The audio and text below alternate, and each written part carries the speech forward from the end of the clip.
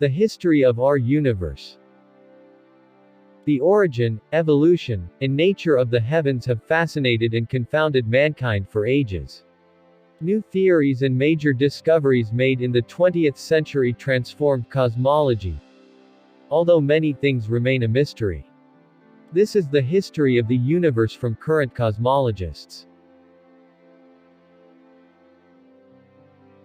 Approximately 13.8 billion years ago, our universe expanded faster than the speed of light for a fraction of a second. This period is known to cosmologists as cosmic inflation. Cosmologists are unsure of what came before inflation or the source that birthed it. There is a possibility that energy at this time was just part of the fabric of space-time. Cosmologists believe inflation explains many aspects of the universe we observe today, such as its flatness, or lack of curvature, on the largest scales. Inflation may have also magnified density differences that naturally occur on space's smallest, quantum-level scales, which eventually helped form the universe's large-scale structure. When cosmic inflation came to an end, the energy driving it transferred to matter and light, the Big Bang. Just 1 second after the Big Bang, our universe consisted of an extremely hot primordial soup of light and particles. In the following minutes, an era known as nucleosynthesis, where protons and neutrons collided and produced the earliest elements, hydrogen, helium, and traces of lithium and beryllium. After about 5 minutes, the majority of today's helium had formed, and the universe had expanded and cooled enough that further element formation stopped.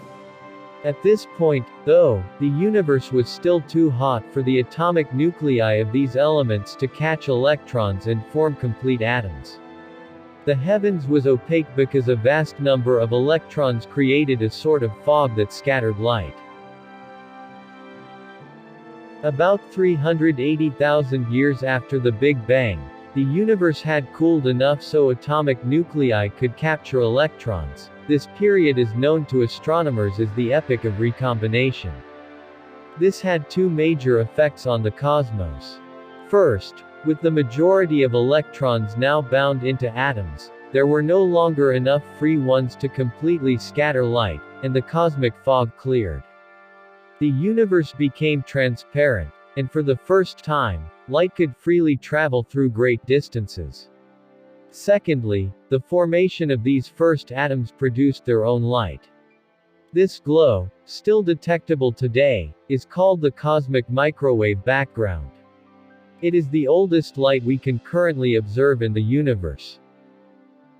Subsequent to the cosmic microwave background, our universe once again became opaque at shorter wavelengths because of the absorbing effects of all the hydrogen atoms. For approximately the next 200 million years our universe remained dark. There were no stars to even shine.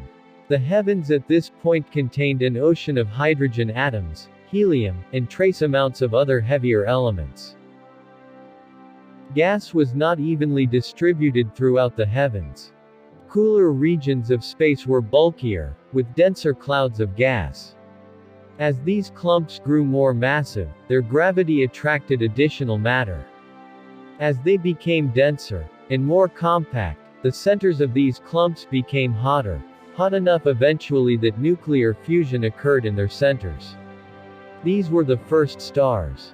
They were 30 to 300 times more massive than our Sun and millions of times brighter. Over several hundred million years, the first stars collected into the first galaxies. At first, starlight couldn't traverse far because it was scattered by the relatively dense gas surrounding the first stars. Gradually, the ultraviolet light emitted by these stars broke down, or ionized, hydrogen atoms in the gas into their constituent electrons and protons. As this reionization progressed, starlight traveled farther, breaking up more and more hydrogen atoms. By the time the universe was 1 billion years old, stars and galaxies had transformed nearly all this gas, making the universe transparent to light as we see it today. Thanks for taking this journey with me through the history of the universe. Please like, comment, and subscribe for more knowledge on the cosmos.